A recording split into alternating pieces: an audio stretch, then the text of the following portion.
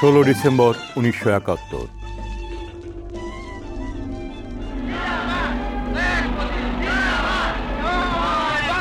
বিকেল 4:45টায় পরাজিত পাকিস্তান সেনাবাহিনীর পূর্বাঞ্চলীয় commander lieutenant general A.A.K. Niazi racecourse ময়দানে এলেন। সামরিক বিধি অনুসারে বিজয়ী ও বিজিত সৈনিকরা শেষবারের মতো জেনারেল নিয়াজিকে গার্ড অব অনার জানালেন।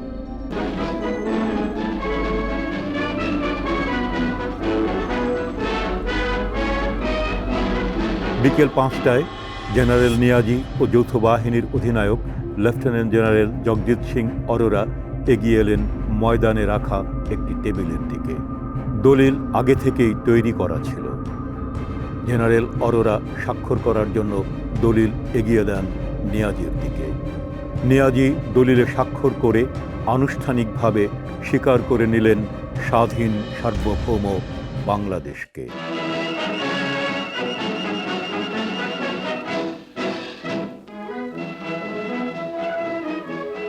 It is a bitter irony that many officers who were once comrades in arms are today the victors and the vanquished, a tragedy for the whole subcontinent.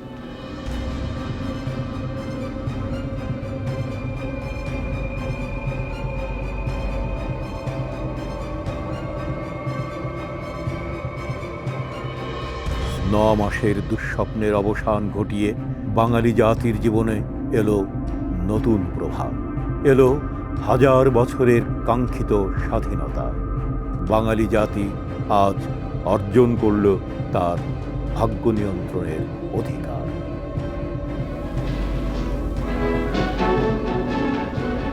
For 9 months, the Pakistani army had attempted an inhuman, savage destruction of the spirit of the people of Bangladesh.